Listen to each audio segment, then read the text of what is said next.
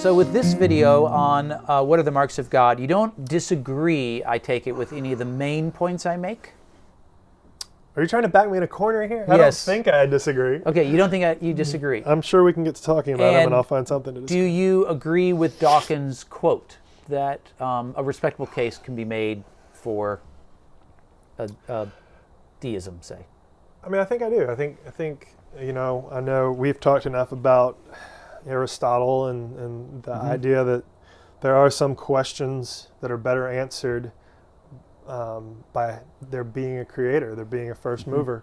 Doesn't mean that there necessarily is, but it would answer some things. Sure. So I think he's reasonable to say that, you know, that would not be a delusional thing to think. Okay. That would be.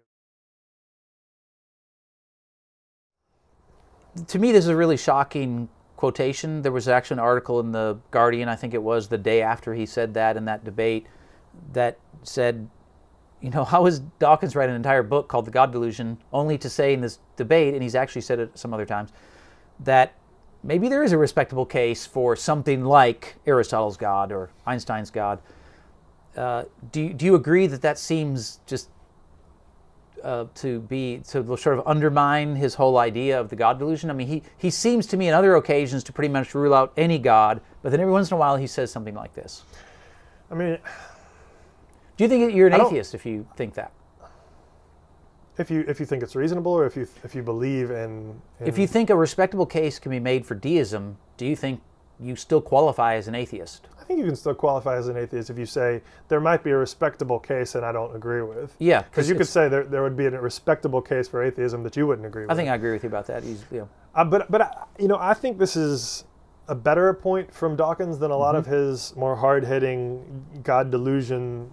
You know, the way he frames things, because I don't really think he's saying that there's a creator delusion. I think he's saying there's a Christian God delusion. And probably he would say Muslim God delusion, and other. He would say, you know, most religions or all religions. A God who's interested in your sex life. Exactly. That's what he says all the time. Yeah, and I mean, and I think there's a, you know, I don't know that he would even agree with that, but I think that's what he's really saying. And I think that doesn't mean that he doesn't think. That doesn't mean that he does think that there really is a creator. It just means that I think his statement clearly shows that he wouldn't. That's not something he would fall under the delusion category. The delusion comes in when you add your religion to the creator hypothesis. All right. So of course, whatever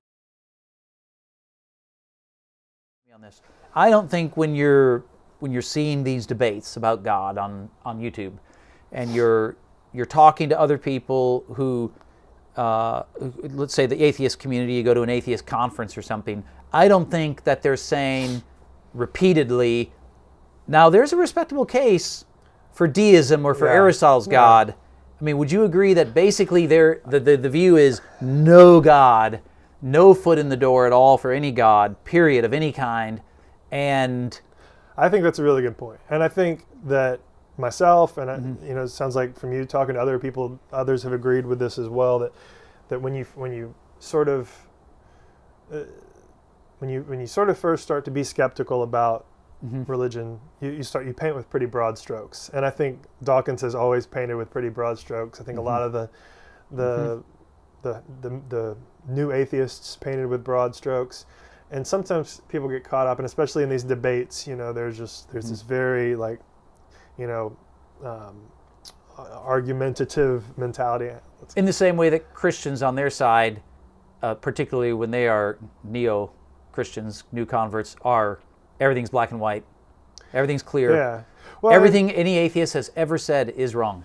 And I realize all of science is literally wrong. And I realize I just said people argue a lot in debates, which is kind of silly. But the point is, you know, that's what the debate culture creates is no, you're completely wrong. No, you're completely wrong. And you just want to crush the other side. I'm inclined to think human nature creates the debate culture. Probably. It would be nice, you know, to think that everything you think is right and everything that is opposite to what you think is wrong. But I think there's a lot of room on both sides for a little bit more gray area and a little bit more.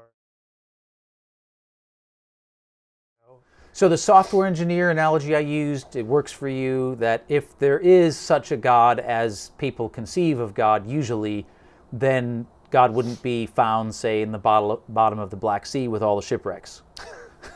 I think that's fair. Yeah, you're not Okay. going to open up the computer and find the engineer. Because it does feel like sometimes on the atheist side that there's this sort of expectation that because God isn't detected in science, therefore there's all the more confidence that he is not there. And I sort of think... So the God we're talking about is independent from space-time. So are there other things that you think also seem to be real that are independent from space-time? Yeah, just any perception that you have that you can't prove, with an experiment.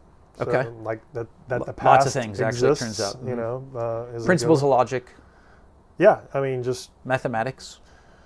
It's just hard to I imagine guess you there's can prove math through reason, but you in the can't multi- prove why math works. You in can't the prove that- multiverse, is there one universe where 2 + 2 doesn't equal 4? It seems inconceivable, right? It would be hard to imagine, yeah. I think most people agree with that, and yet, again, sometimes I'm talking to people and it seems like they just there is nothing outside the universe. Well, just and that's really important. It seems to me that the value of all the things we've talked about in this particular video are just clarifying things that just get kind of glossed over in the conversation because of the debate culture and the just nothing about your argument can be right, and the same thing from the other side. Yeah, So. excellent.